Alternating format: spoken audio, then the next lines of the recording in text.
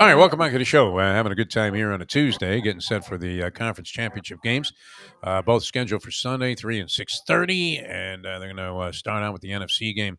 The Philadelphia Eagles, favored by 2.5. I don't think that line has had any movement since it opened up at 2.5, and they are favored over San Francisco. And then, of course, I think I did see some line change in the Cincinnati game with the money coming in slightly on Cincinnati, but I believe KC is still favored by 1.5. Now that's gone back to its original number in the AFC Championship game. We welcome to the show. Always looks great, John Congemi, man. You don't have to worry about going to the barbershop and where they have the 100 ugly haircuts, and you're thinking you literally would strangle a guy. I mean, you just take that strap and put it right around his neck. If he gave you any one of those haircuts, you always look good, my friend. So you're not the only one that thought that when you saw those photos, right? Oh my gosh, it was like, right. Wow, I was ugly in a mere panic last week, Defo. I needed a haircut. I was about 7 weeks out. Yeah. The person that ends up cutting my hair is not available, so I had to go back to a barbershop. Oh, so that's I said, listen, just do my neck and the back, just to I'm going to a wedding. I don't want you to touch anything else. Just kind of groom me up so I don't look, this bad going to the wedding. And they did a great job. They did a great job. Yeah, because you look good. Yeah, I was going to say. Luby had any number of times where he could have, taken whoever cut his hair to court for violation of human rights. I mean, it was just he would come into work and everybody, the ladies would try not to say anything because they were polite. And then all of the guys would go, "What the fuck happened to you?" Did you get hit by a truck on the way in here? I've had those moments, Luby. I've had those moments. All right, let's get into it a little bit. The Pigskin Playbook with John Congemi, brought to you by Jimmy Johnson's Big Chill. And we had, just another group of wildly entertaining games. The only blowout was the Philadelphia game. So let's start with the Eagles and see what we thought about that one, John, because I don't know. I mean, I'm waiting for the Eagles to come back to the pack, and they keep going ahead, and in this case, looking more impressive than they had maybe at any time during the season. Giants were coming off that nice win. It's interesting. Part of the equation, of course, after a loss is what do you do with your star caliber, soon to be unrestricted free agent talent? All right, so they had Daniel Jones there, I guess, 4 years. He was drafted in 2019. Came on enough this year to make you think you'd want to keep him, but do you want to keep him at a high price? And then it's interesting because they sort of committed themselves that they're going to do whatever they can to keep Jones, but not so much Saquon Barkley. Well, I thought it was just as instrumental. I don't know in any success that the Giants had throughout most of the year. So you had that game, but was it inexplicable the Giants collapse? Is Philadelphia not good? Are we ignoring the obvious? Should we just give them the Lombardi right now? What do you think? I think it's matchups. Sometimes when you're a boxing guy, and matchups and styles and the way offenses and defensive kind of either mesh together to make a great game or one to make it a lopsided game. And the Eagles have had the Giants number all season. It wasn't a fluke that, in the most important matchup of the three, that the Philadelphia Eagles, with rest and with a quarterback that has been playing at a really high level and consistently as he has in Hurts, they totally dominated the line of scrimmage, which made it a lot easier for the skill players on both sides of the football, whether it's linebackers or defensive backs, harassing Jones and slowing down Barkley and really limiting the Giants' offense. To the other side of the football, when you can run it as easily as play action pass, as easily as run pass options for Hurts, you wanted to see and you wanted to test how healthy Hurts was.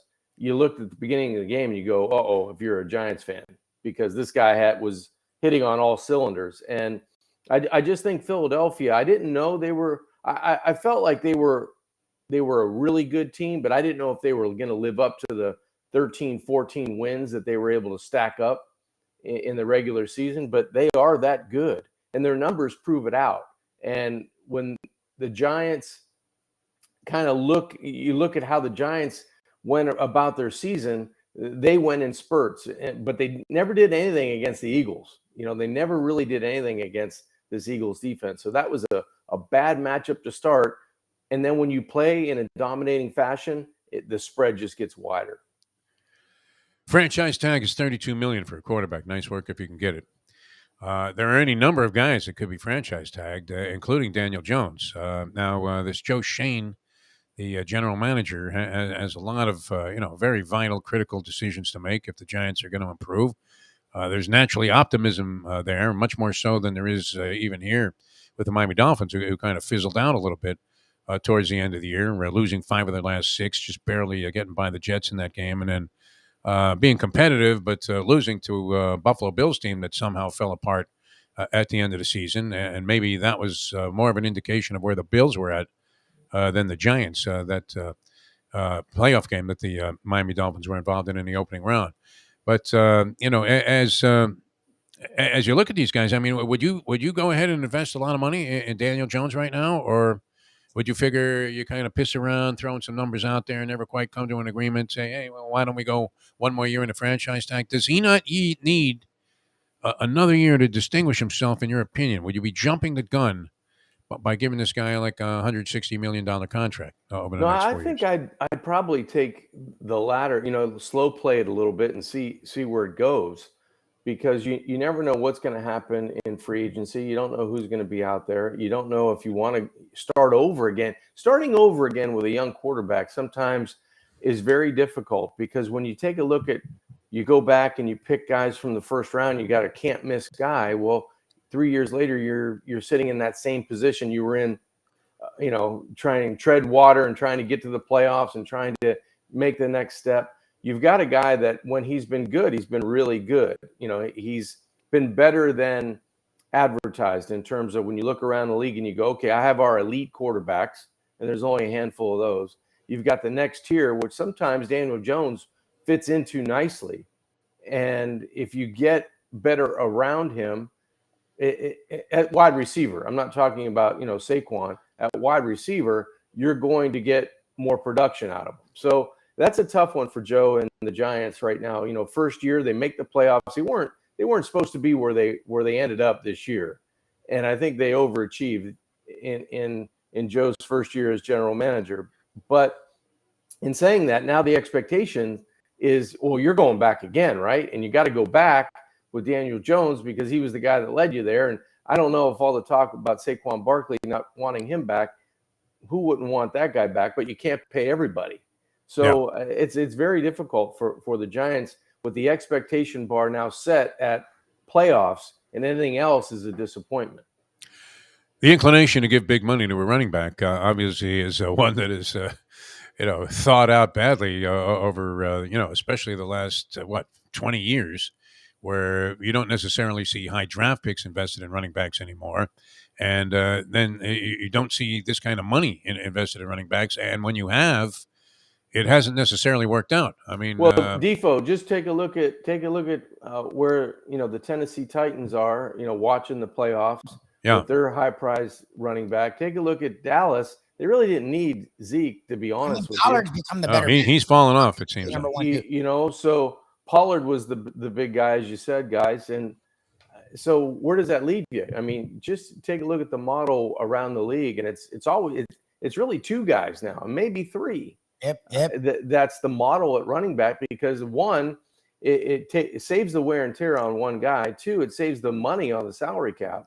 When you're just you're either getting a free agent, you're either getting a young running back or a guy that's kind of established, and it works as long as you have, playmaking wide receivers and a quarterback that's going to be there for a while. That recipe works a little bit better. When you have to pay the quarterback, you have to pay the lineman. You can't pay everyone. And we've seen it. The Dalvin Cook signing was interesting for the Vikings. They've hung around after paying him money. Fine. Mm-hmm. It didn't work for the Panthers. They gave McCaffrey, and then he became their whole team, and they were not better. It didn't work for the Cowboys. They gave Zeke money. That didn't work. Barkley, 25 is actually still pretty young, but he already had major injuries. So and he's had a lot of wear and tear the first few years that you ran the crap out of him. So it's like you can't afford to put that much money into that position when their offensive line sucks. They need skill position talent, and your quarterback's going to have to get paid in some form. You just can't do it. We see when teams do that, it seems to hold them back. It does. Yeah, it really does. And it puts him in that cycle for about 2 or 3 years. And you can't get out of it. You know, you can't draft your way out of it. You can't free agent your way out of it. You're stuck with that price tag and that player, and you're crossing your fingers that player is going to be able to line up each and every week. And at running back in the National Football League, that's very hard to do. Or at least if you're lining up, you're as healthy as you can be. You know, sometimes you're lining up and you're just kind of going through the motions because everybody else is banged up as well. So you'd rather spend your money somewhere else. I would think that's the model, the successful model, unless you have a guy that you trust, but that trust only goes as far as one extra play where he gets nicked, and now you're back to square one. So it's probably better to invest your money in quarterbacks, lineman, wide receiver before running back, because you want to get 2 or 3 of those guys that are very similar in styles. It's amazing what a couple of wins, what a difference it makes in the National Football League. New York is just ramped up with optimism now. A team that was bordering on becoming irrelevant in a crowded New York sports scene, all of a sudden is like, essentially front page news every day. Because, even after getting blown out by the Philadelphia Eagles, which I still think, John, and I'm guilty of this too, a lot of people are just overlooking that level of dominance by the Eagles coming off the bye week and then just smearing the field, literally, as if it was a bagel and cream cheese, smearing the field, but with the New York Giants, who had played such a tough, well-rounded ball game the week before in Minnesota. Yep. You weren't expecting or anticipating that level of bounce off that, where they're out of the game right from the start. It was never a contest. And even as you thought maybe, there might be an outside chance of covering the 7 and a hook, with some late game token touchdowns that the Giants were conceded, they fall even further out of it and lose 38-7. So I don't know. Philadelphia looked pretty impressive to me. The San Francisco 49ers, Luby's pick to win it all for a while now. Not really compromised badly. In fact, showing improvement numerically on offense with Brock Purdy at quarterback over Garoppolo, who I was never like a big fan. I wasn't in love with Jimmy Garoppolo like all women in the world are, but and maybe some guys. But in this case, as good looking as a John Congemi, this cat, right?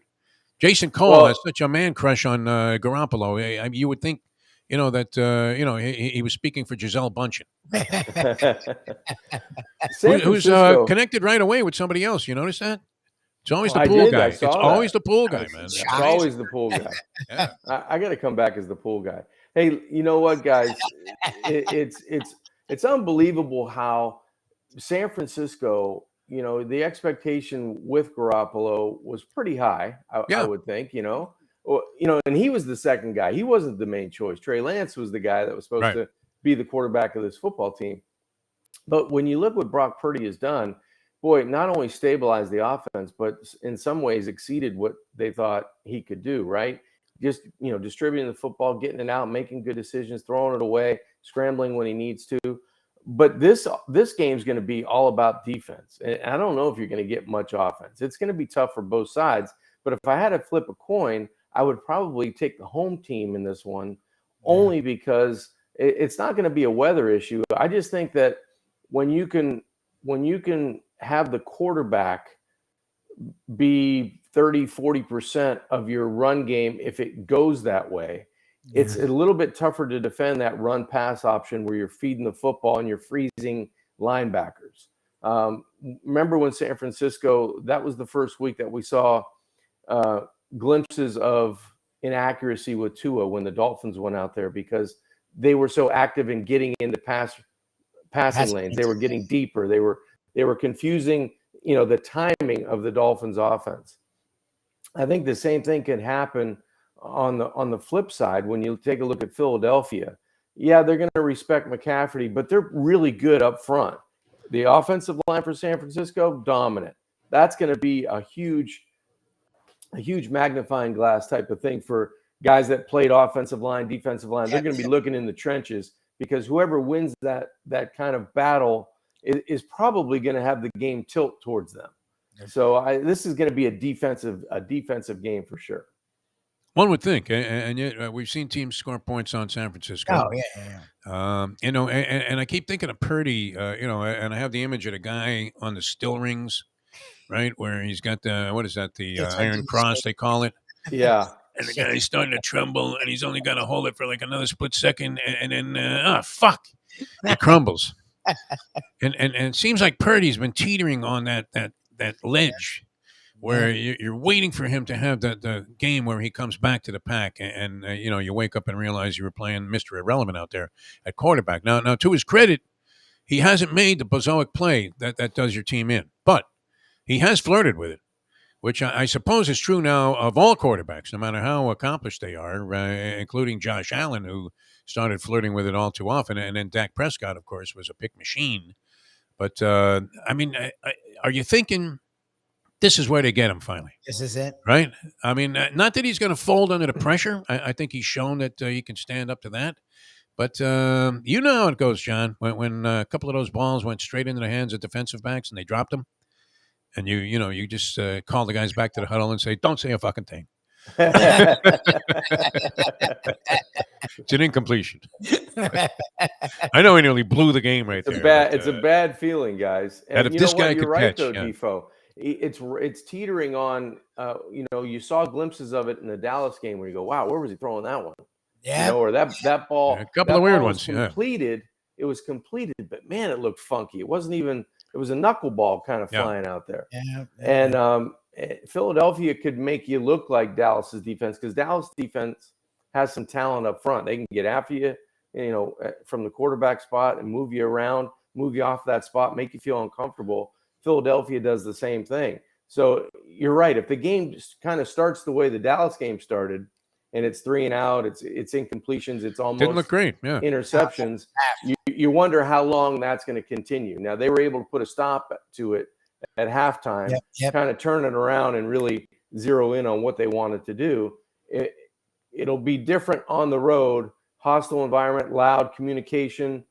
Those types of things really creep in and make it a little bit more difficult on the quarterback, especially a young guy who hasn't gone through that at this level. You can appreciate this, having played the position there on a college level. I don't know if the Pittsburgh fans were, inclined to just turn on you dramatically if you had a subpar performance, and then all of a sudden, Congemi's no Marino. You get all of that circulating. It's actually in the student newspaper on the front page. Congemi no Marino. Right. Right. But people are quick to condemn. But think about the narrative that is essentially sports coverage today. And think about what the narrow margin that it twisted and turned on. I mean, here's Kittle. He makes this amazing juggling circus catch off a ball that I guess was slightly offline. It wasn't the worst throw I've ever seen, but whatever. I mean, it was a little behind the guy, and so it pops up in the air. Now, if it pops up in the air, which a lot of those type of passes do, and bounces off the guy's helmet, and then goes into the hands of a defensive back who takes it back for 6, Dallas wins the game. Yep. Dak Prescott is not a dog. Jerry Jones is like, on TV. Smartest man in the world. Yeah, I mean, he's, getting more coverage than Joe Biden with the documents. Everybody's on Dallas and talking about, geez, it finally caught up with this guy, this asshole, Mr. Irrelevant. He finally did his team in. But somehow the guy makes the catch. It goes for one of the biggest plays of the game and, leads to the game-winning touchdown. They hang on and win because their defense is just annihilating the Dallas Cowboys. And then, I don't know. People are blaming McCarthy, for calling this funky last play, which was one of the dullest last plays I've ever seen. Yeah. But I mean, he was 75 yards away. I mean, he wasn't going to throw a Hail Mary and be anywhere near the end zone. And we know the Salugi play is, a hopeless waste of time. I'm getting a safety. So what do you do there except, some kind of hook and lateral? But it didn't seem like that was like they threw it to the one guy that was covered on the field within 10 yards of the line of scrimmage. Right. Yeah. That was crazy. But, Dallas could easily be being talked about today as having, overcome this dynamic San Fran defense. And we'd be talking about Purdy. If that ball bounces off his helmet, Kittle, and into the hands of a defensive back, which it easily could have, the whole story is different, right? Well, and you got Dallas, Philadelphia for the NFC title. coaches always say, it's one of those things where you go back and you go, well, here are the 5 plays, here are the 6 plays that determine the outcome of the game. All the other ones kind of mix in together, but that was one of those plays. Yeah. If it bounces the other way, Dallas could take it the distance. Dallas could get momentum. They could change the outcome of the game, but it doesn't. And those you never know when those plays are going to happen in a football game. So as a player, you're grinding out every 3rd and 1, every 1st and 10, every 3rd and 9. Whether it's a big play in the game or they build it up to be, or you just think that it's another one of those 70 plays you're going to run on offense. You never know which 5 or 6 are going to determine the outcome of the game.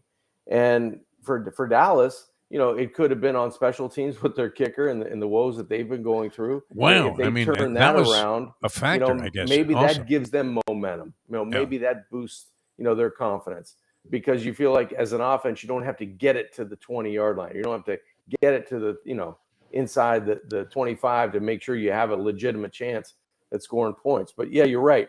Those types of plays are going to happen again this Sunday, where you're going to have, a tight end for Philly going down the middle, and you may get it, you may not, or you may have a tip ball in the air where if the defense comes up with a huge play, it turns the whole momentum of the game around, or you drop that would-be interception, and it might not lead to points, but it leads to a punt where you flip the field and you score on the next possession, and everybody kind of forgets that play happened, right? So it happens every week and every game and every year, and you just don't know what 5 or 6 are going to turn the outcome of a game. I mean, it was appropriate. What was it? The 50-year anniversary of the Immaculate Reception? It was not quite that, but darn close, because it turned out to be somewhat of a game clincher and a spread beater, of course, which is what we're concerned about for the San Francisco 49ers. So they come in. I mean, obviously looking great. Their second half defense has been impeccable most of the season. I mean, just to the point of being ridiculous, where they're giving up like 0 points in the second half of almost every game. So that bodes well for them. Highly competitive game. You make the call there, John Congemi. San Francisco, Philadelphia. Straight up, and point consideration is laying 2 and a hook with the Philadelphia Eagles. You know what? I've liked San Fran all year, but I think I'm going to take the Eagles only because I just think they're riding. I think at home, man, that's a different team. And San Francisco is going to be it's going to be tough to score points. And I think I'd rather trust Philadelphia, because there's just something about a playoff game at home in that atmosphere. And if you can get on top, like if you can get a 3-point, 7-point lead, I think it's going to be tough for San Francisco to muster, even though with all the athletes they have, it's going to be tough to muster positive play after positive play, stacking those things together against Philadelphia's defense. I never thought I would like Jalen Hurts as a pro quarterback. I didn't really like him that much as a college quarterback at Alabama. He was good. I thought he was all right, and I was thinking, I didn't know if he'd be how able come to throw Nick it can't this get a well. quarterback? Yeah. I didn't know if he'd be able to throw it this well at this level, and he has. Now, whether that's due to who he's throwing to, the system they're running, they're getting more comfortable with what he's doing. I felt like he got better, as Luby said, he got better from where he was at Alabama to when he went to Oklahoma, and I think that opened some eyes of players, and that's why he was taken where he was. But he's gotten dramatically better with the system that they're running in Philadelphia and the players around him. Never thought that he would emerge as not only the starter for the Philadelphia Eagles, but a guy that you would have to consider, at least this year, among the best in the game, most effective in the game. Just didn't strike me that he had that kind of ability, or that his abilities in particular skill set would transform into being a really top-notch pro quarterback. But that's turned out to be the case. I'm with you. So did you think Philadelphia covers the point spread in this game? You're predicting low scoring, so that would I do. make you inclined to go for a low amount of points being the differential. Also, yeah, I do. I see Philadelphia. I don't know what the over under is. It's 2 and a hook. You said for Philly. 2 and a hook is the line for Philadelphia. Yeah, and I don't think that's if you like Philadelphia. I don't mind laying 2 and a hook. Yeah, you might lose, but I don't I mind. was thinking 24-13, something like that. 21-13, Philadelphia, something like that. Like my fan, I've Over been on the Niners, over but under is 46 and a hook, I believe. yeah, that's about This what Okay. game. Jimmy is. Yeah, somewhere In in the there. other game, it's 47, and you have That game is potentially huge. high scoring teams in that game. That game I think will go over. Even though the defenses have been decent, I think with those quarterbacks and the way that they operate on offense, I think the weather shouldn't be a problem. I think it's going to be cold, but no rain or snow or anything. So How old school am I? Did I go to a newspaper to look the point I love spreads that up you're while at the newspaper. Luby's on his phone there? I Has love it like that. an That's hour great. before me. It's, and this is really yesterday's news, so you have to be very careful about some of the statements you make about point spreads and things like that because they can change. But it seems like I guess the other games back up to 1.5. We'll talk about that in a moment, but I want to talk about Jimmy Johnson's big chill. Luby is in touch, and right after the season, excuse me, because Jimmy's busy with Fox. They have the Super Bowl this year. Mhm. So right after the season, and he's got the book promotion and the whole thing going, and then we're all going to head down here. But I know what we're going to find is spectacular, John, and you're even more well aware of that than we are because you have family ties to Jimmy Johnson's Big Chill. Yeah, I get the report just about every weekend when things are going perfect down at Jimmy Johnson's Yeah. Big Chill. They were hosting a huge wedding there this past weekend, and I know my brother Dominic and Larry and Amanda, they were running around making sure that every detail was first class because everything you see there, not only with the scenic views, but the way you're treated and the service and the food, everything first class at Jimmy Johnson's Big Chill. So yeah, that's great news that we're going to get to go down and enjoy that after the season and kind of talk with Jimmy and hang out. And that's just what it is. When you get there, the Keys are a place to just go and chill and relax. And Jimmy Johnson's takes that up a couple of notches because you can go into the sports bar, enjoy, the NFC and the AFC playoff games, championship games this weekend. If you're there, you can go down and move, 15 yards south of the sports bar, and you go into the restaurant and have a first class meal, or go out to the tiki bar and just chill and watch the games out there with a t-shirt and shorts and flip flops. So it's just a great place to really put your hair down, relax, and have a cocktail, have something to eat, and just enjoy the scenery. And we do it all the time when we go down. And I've got my ritual. I go right to the tiki bar and just I kind of never move. That's the spot for me. Yeah. I'm with you, John. Back in the day when I had romantic instincts, my first marriage was in Key West. We got married at the Pier House in Key West. Just the two of us there. There was nobody involved. We didn't have any friends. We didn't know anybody. And then 2 times in Las Vegas. The first one was a giant swing and a miss, and then second one we're working on that. But that would I think incline you to have the thing stick if you got married at Jimmy Johnson's Big Chill and had the reception there. I don't know, were they actually married there outside there by the Yeah, bay? I Oh think wow, so. with I the think music so. and everything. Oh my Perfect god. spot. Perfect spot. I think and Luby has romantic instincts surprisingly because he seems so frantic. But I mean, wouldn't you think that you could actually say with conviction and until death do us part, and not anticipate a premature death on the part of either party. I think that would be the place to get married. So yeah, that sounded like a very romantic and solidifying type of thing. All right, we'll come back with more. We still have the AFC game to look at and some of the issues that popped up out of the 2 games that transpired last weekend with John Congemi, and then some other issues as well. And we'll come back with more with John Congemi on the Pigskin Playbook here on the Defo Show in a moment. Now that. The time. It's mile marker 104, by the way, the overseas highway. As soon as you leave Florida City, you start thinking big chill, big chill, Yeah. big chill, big chill. I never understood the people that would buy those plutonium encased sandwiches at the gas station there in Florida City when they could just jog a little bit further down the road and eat like they were, going to the chair. It's unbelievable. All right, back with more in a moment. Now that I think we did that. It's 8:35. Ponies in Style at Champions, the outstanding simulcasting room at beautiful Hialeah Park. Yes, the grand old lady of thoroughbred racing has never been more vibrant, and you can wager on the races from the top tracks around the country while enjoying a cocktail at the Brass Rail Bar or any of the fine food served throughout the facility. If poker is your game, you're covered in Style. And you can play all your favorite Vegas-style games, including blackjack, craps, and roulette, in Hialeah Park's sizzling hot casino. Get a player's card when you walk through the door for all kinds of generous amenities, including our favorite, free play, when you come out to the ultimate casino and entertainment destination, Hialeah Park. Hey folks, Tony Segreto here. You know, since day one, Catholic Health Services has been part of Old School. And since we've started letting people know about them, it's changed their lives. You see, Catholic Health Services, while being recognized as one of the top places for stroke rehab in the country, it's also about a group of people who not just excel in what they do, from the doctors to the nurses to the therapist, on and on and on. It's how they do what they do every single day that separates them from the pack. They do it with a passion, unmatched, and the inclusion of family in every step of the process.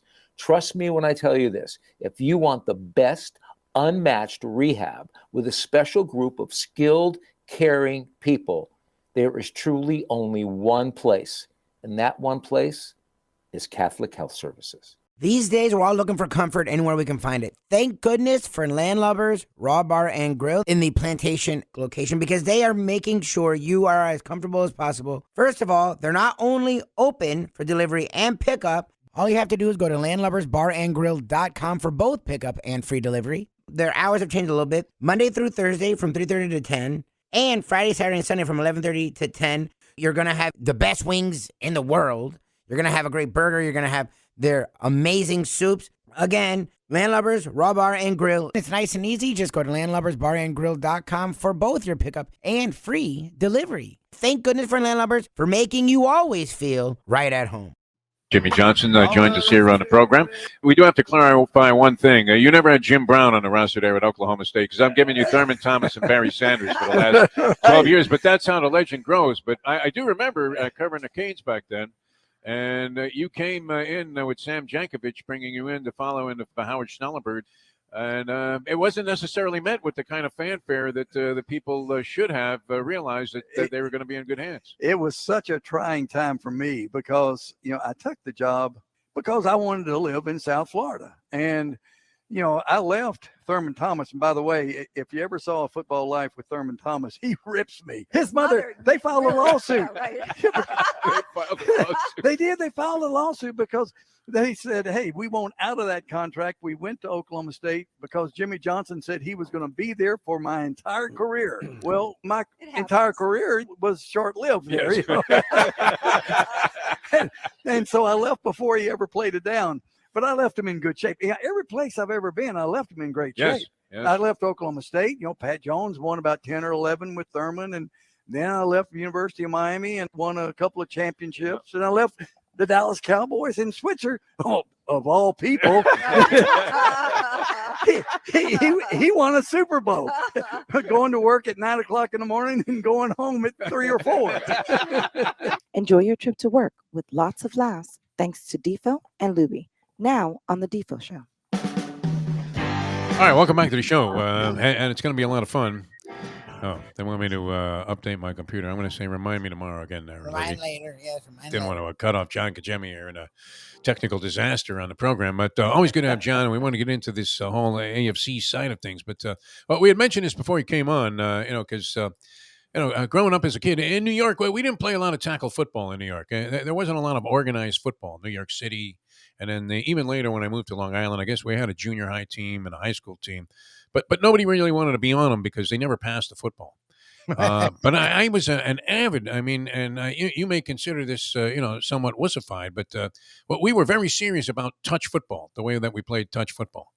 And there was a lot of it being played in a variety of different fashions, whether it was in the confines of a street where, the entire field was, maybe a few yards wide, or, on some wide open field where you could just run forever and, try and, use whatever speed you had to get to the outside. But, always, greatly enjoyed it. And I loved playing in adverse conditions. I loved it when it was freezing cold out. So we were, wondering how a guy from Florida, what it was like, were you aware of what it was going to be like to play? Obviously, you couldn't have been in cold weather at Pittsburgh. And then what was that experience like for you when you, because I would think that would be a very difficult transition to make, to go from being a warm weather football player to, all of a sudden it's freezing fucking cold out. It was a little bit of a challenge early on, but it's a lot of it's mental, guys, to be quite honest with you. I think that if you can get over it mentally, like, it's cold, okay? Let's adapt to it, right? But it does take a few reps, because I Yeah. remember the first couple of times going outside, and I'm looking around and everybody's got t-shirts on, and I'm the only one that's got like a hoodie and a toque on, and You got a fur coat. yeah. And then once you start getting the jabs coming your way, like, oh, Yeah. here comes the Florida guy, go sit, go with all the other Florida guys, whatever. You start to shed, you shed the hat, you shed the long sleeve, you shed the turtleneck, and you kind of get used to it. So it's not something that happens overnight, but you do get used to it. It's a little bit of a different game, though. I mean, you do make adjustments to how you catch the ball. The wind all of a sudden can make football even go like a knuckler. Yeah. Even with the strongest of arm passers throwing a ball to you, then it hits that one little drift where it's like, whoosh, and you're thinking, "Well, who put a gyroscope in that fucking thing?" It's unbelievable. So it can be an adjustment. And that being said, I mean, it was a perfect setting for this Buffalo Bills game, and you couldn't have had any more going in terms of all God. things pointed It's to a so glorious Buffalo right off into the gray, schmutz that's is over Buffalo all the time. No sunset because you never see the sun.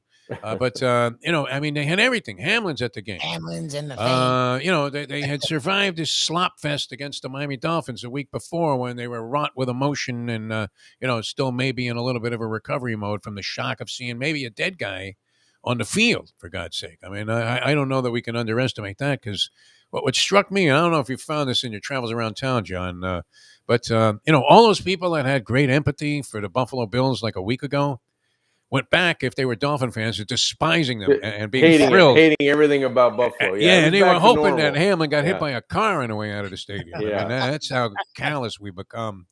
But I don't know. Did that come as a great surprise to you that they looked like shit out there? I mean, the That's previous like- week that they almost lost to the Dolphins with nobody.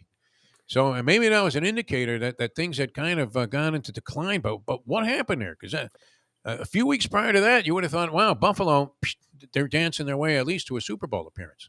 I don't know if you guys had this feeling, but I'm sitting on my couch, and as soon as the first scene shot from Orchard Park comes on my screen and I see the field and there's just snow blowing like crazy, the first immediate reaction is Cincinnati's going to get destroyed today. Yeah, yes. Exactly. With no offensive lineman. I mean, that was my gut instinct. I'm like, man, they're going to really struggle. Everybody thought that, but the Cincinnati Bengals and Joe Burrow, right? I mean, that was a good old fashioned, up front. That offensive line for the Bengals did a terrific job, and Joe Burrow came right out of the gates just smoking. And it's 14-0, and you're going, what happened? How did that happen? No, Buffalo's going to come back. But, as I said before, those 4 or 5 plays, 6 plays in a game, Buffalo didn't hit on any of them. And they had their opportunities. Yes. Right?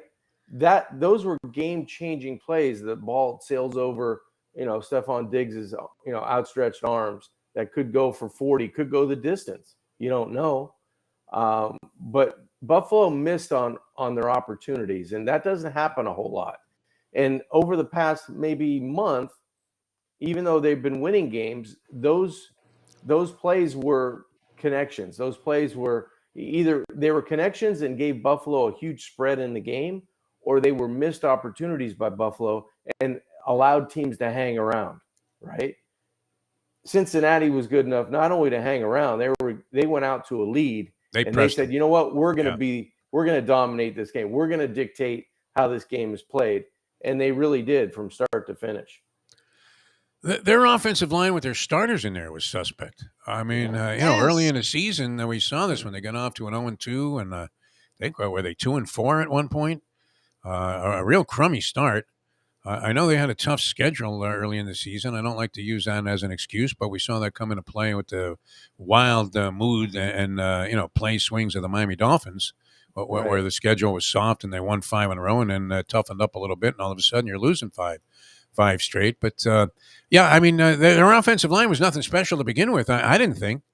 And they had made strides in that direction. I guess that they had found a way to coach around some of the flaws of the guys that made up the 5 guys up front. But now they lose 3 of these guys, and you would have thought those were the hogs in there. I was waiting for John Riggins to get a carry. It was unbelievable, and they just smushed the Buffalo Bills, defensive line and ran the ball like at will in this game, in addition to having a passing game that for some reason, I don't know what Buffalo was doing with Jamar Chase, but they couldn't figure out.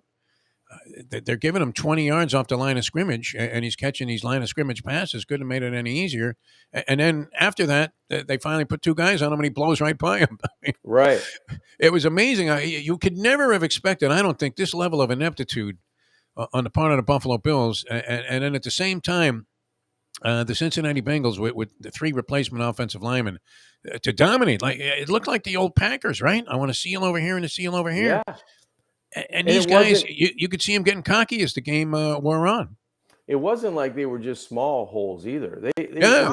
It was gaping holes that, Mixon's running through with a head of steam. And I don't think Buffalo, if you look back at that game, there was no penetration when Cincinnati wanted to run the football. They were hitting it full speed, and they weren't being touched until they got to the second level.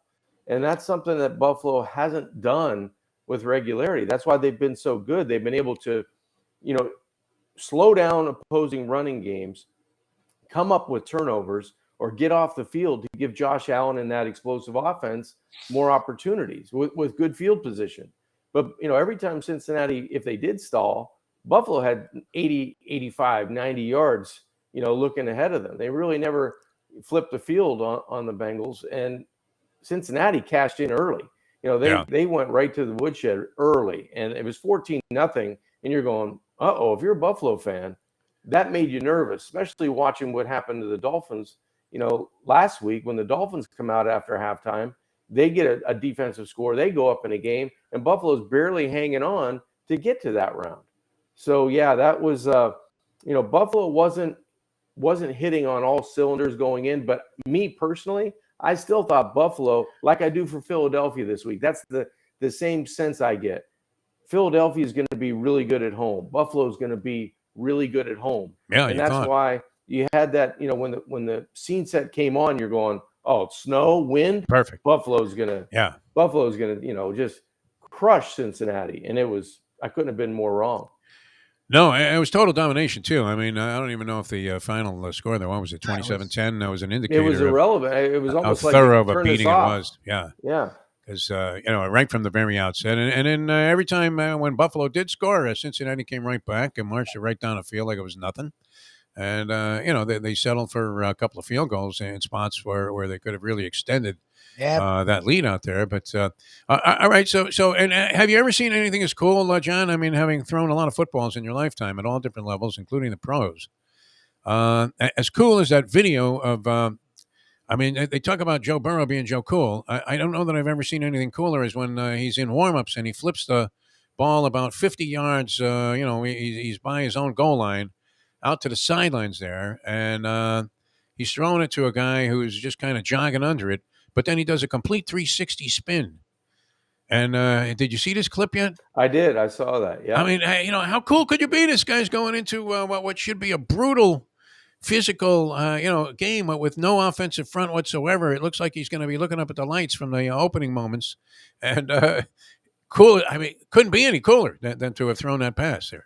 No, he kind of embraced the elements, the underdog situation that he was facing with, as you mentioned, multiple offensive linemen not playing.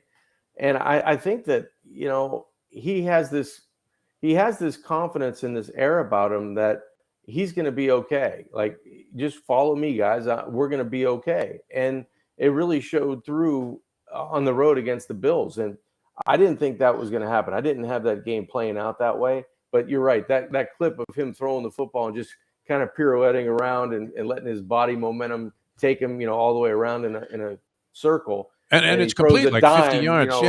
Right. The chase down on the sidelines. It was visions of things to come, really, in the game. So, It was like the Michael Jordan, commercial, off the backboard, off this, off that, that sort of thing. All right, so that sets them up. I mean, you would have to think, obviously, in there with a big shot against what could be a compromised Kansas City team. Kansas City, I thought it was going to be on its way to a convincing victory over Jacksonville. Mahomes gets hurt, clearly compromised. He still managed to complete like 2/3 of his passes. Still managed to find Kelsey, I guess, and some of the other guys that have been making this Kansas City offense click, and yet they still managed to be in a close game and lose to the point spread. The Kansas City Chiefs, after a piece of strategy. The professor, he must have lost a bunch of money on this, and he doesn't even bet the NFL because he was screaming that that's the old Mike Tice move, where you go for the field goal and then hope to save yourself 30 seconds. And recover an onside kick and have enough time to go in there and maybe end up with a Hail Mary somewhere and get the game time touchdown. Now, you do need the 3 points somehow, and you still will need to recover an onside kick. But for those of us that were laying the points in that particular ball game, in this case, it was TVs. 9 with Kansas City, and they're up by 10. 10 games over. They're not going to win. I don't want to hold back, but you're screaming, this fuckhead's going to kick a field goal? That's exactly what I thought. Like, doesn't he need the touchdown too? They're close. How do they know? I mean, I guess you're going to be in field goal range if you recover the onside kick. But I was amazed. Only 3 onside kicks have been recovered by the kicking team all year this year. And one of them, I think, was the Jacksonville kicker, if I'm not mistaken. I think the announcers were saying that. So I thought the same thing when they, you're always trying to add. Okay, how do we do this? How do we manage the end of the game when you need 2 scores? Right? Yeah. It's always the prudent thing to do, but on the other side, I always go, "Oh, what was the spread?" I always start looking at my phone, going, "I mean, a coach should take that into consideration." There's people going, "Yeah, exactly." They should have a meeting about that, right? Money should be refunded. I'm fully in favor of all money's on the Chiefs, which I rarely bet because they're always, failing to the point spread. But I mean, in this case, I thought they were 10 points better at least than Jacksonville. I really did. Well, give Jacksonville credit too. This is a team that's come on. Yeah. Who would have, losing record after losing record, season after season. They try to bring in, coach after coach, and I think they hired the right guy. I was hoping before McDaniel was hired for the Dolphins that Tebow was the guy that was going to be hired here for the Miami Dolphins. I really respect the way. Yeah. He coaches. I think he gets it on offense. He's been there. He played it. He knows it. And he gets good people around him. And he's got a young quarterback that can sling it. And even though, you had a couple turnovers in the game, that's going to happen. There's days that's going to happen. But they've got a good nucleus of a team there in Jacksonville. And they proved it this year. They turned it right around. And guys that were young and as rookies in their second year with the quarterback and the running back at ATN, and they've got a wealth of talent on that team. Who would you rather be going into next season? The Jacksonville Jaguars or your Miami Dolphins? That's a tough one. I still think I'd take Miami, but Jacksonville probably has a better chance of going in that division. I just don't think, even though the Bills didn't get to the Super Bowl, didn't get to where they were supposed to be, and the Dolphins in 3 games this year, a total of 4 points separates the Buffalo Bills and the Miami Dolphins, right? They did close the gap. They closed the gap, the Dolphins, and they have a much better roster in terms of talent moving forward. But in the division that Jacksonville plays in, I'd probably rather be the Jacksonville Jaguars. Yeah, maybe. I mean, they certainly made a large ascent this year from being one of the real crap teams in the league and, overcoming the stench that will forever permeate Jacksonville if it didn't have one there already. That was, I mean, unless you're playing golf there at TPC, the Sawgrass, what's the point of going to Jacksonville, John? I mean, did you ace that water hole? Did you tell us you aced the water hole there, 17? No. I never at TPC Sawgrass. I was just happy to hit that green, to be honest. Oh, nice. Yeah. Hit it and bounce off, which I would be happy with a line drive, a sculling line drive. Well, hit it and skid it over the bank. As well. I've done that once as well. The kerplop into the water halfway across the lake is always especially embarrassing. And if you're a pro, I mean, there's a gallery there. It's really, not something that you want to do. All right, so we get to Kansas City with high ankle sprain. I mean, everybody's rolled an ankle at some point that's played even recreational sports. That can be a 2-week proposition to come back from, even for a young guy. Mahomes did come back into the ball game. I mean, was he himself? No. If you take that component out of his game, are you not throwing a pretty nice advantage, a significant advantage to the Cincinnati Bengals defense that Mahomes is not going to be scrambling out of plays? I think it's And gonna isn't be that where difficult. that's where his so-called Yes. magic works? Makes Even him great. even his bonehead plays are created out of Yes. stuff that's outside the pocket, where he's run around a couple of times like Fran Tarkenton. Otherwise, he's a regular quarterback. Yeah, I'm watching that game, guys, and I'm saying, Mahomes is at some point it's going to be more of a liability to the offense because he's got to be in shotgun to hand the football off because he's not going to be able to get under center and he's Yeah. going to hit the hip of a running back pretty soon, being able to hop over and not get the ball where it needs to be. You get a Goes up in fumble the and the air. game turns, right? Sure. So whether they're going to be able to be at full strength, he's not going to be. How are they going to manage the game for him? That's going to be difficult. It was good that I couldn't even believe Chad Henne was still on the roster, but what a great job that he did. Unreal. Going 98 yards, and that was the difference of the game, really. I mean, when you take a look at the score, they end up getting points out of that. They drive 98 yards for a touchdown, get the extra point. They win 27-20 eventually, but at least he got some playing time. That's tough to do. If you're asked to go in and middle of the second quarter, hey, Patrick's not going to do well. At least you have some playing time the week before where you feel like, you know what, I can do this. And not only the fans, but the guys in the huddle know that you can do it. That's probably the most important thing. You're making funeral arrangements if you're looking at Chad Henne coming in for Patrick Mahomes at the 2-yard line in a tight ball game against a team that, as you said, John, has been on the come and made this dramatic return to form in the second half of their game the previous week when it looked like they were finished against a talented Charger team. And You're figuring you're dead.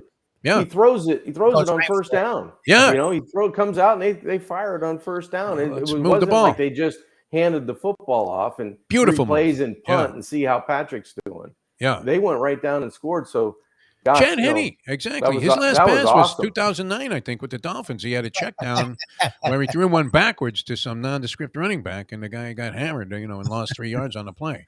And everybody was screaming, "What? Throw it down the fucking field!" I saw him out. I guess he came in from Mahomes for some reason a few weeks ago when I was watching a Chiefs game, and I swore, John, I thought it was his son. I've been saying this.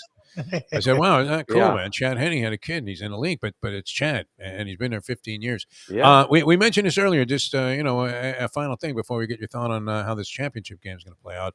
But you do have coaches like Brock Purdy plugged in for Garoppolo, who was plugged in, as you were saying, and we were talking about this. Certain coaches can plug in quarterbacks, and Andy Reid is another one of those guys. He made a lot of schmeck quarterbacks, including AJ Touchy-Feely, a lot of money by plugging them in spots, and you're saying, wait a minute, man, this guy's just as good as a starter. And he's been doing it, his whole career, and that's a great trait for a coach. I think that does say something about coaching that not everybody can do that. And just substitute a guy, no matter what skill level, experience level, and have him come in there and be effective. It's a good thing. No, all right, what do you think? Yeah, what about this game? Since he seems to have all the momentum on their side, and maybe a compromised Mahomes, and we've seen Mahomes fail in his spot now 3 times to the Bengals. So what do you think? I thought this is a lot like the Philadelphia game. I was on Kansas City all year. Kansas City is going to be the team. It's going to be Buffalo and Kansas City. Never giving consideration to Cincinnati, right? So this week, San Fran, all week, I feel like Philadelphia is going to win the game. Going into this without the injury, I think Kansas City is going to win the game. But now you add that in, I really look towards Cincinnati to do something. They have their number, yeah, but they're just as good. When you add in that Mahomes isn't going to be 100%.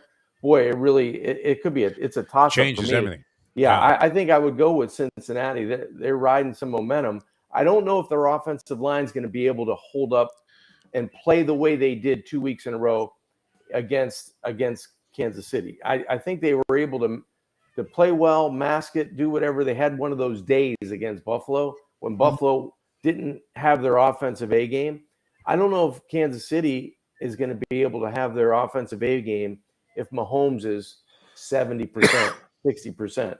Yeah. I don't think he's going to be closer than that in terms of being able to be mobile, be able to extend plays, be able to make plays when there's nothing.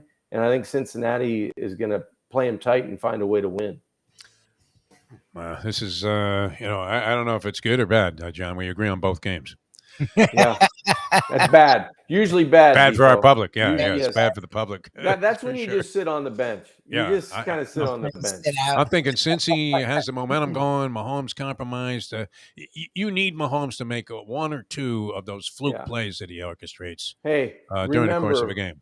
I'm saying this. You got to remember the immortal words of my dear friend who's no longer with us when he used to ask me advice on games. 1-800 go the other way. That's what he called me. So anti-Mike Mayo theory. Just a little advice. John, you're the best, man. Thanks so much. Excellent stuff as always. It flew by. Brought to you by Jimmy Johnson's Big Chill. We'll get down there right after the season. It's going to happen. Sounds great, guys. It's been confirmed. Louie's been in touch. He's been diligent about this because we don't want to skip these guys on the live show. And we want to go down there frequently if we can. So we'll see you then. John, thanks so much. Sounds good, guys. Enjoy the week. Pigskin Playbook, John Congemi. Always a blast having John on the show.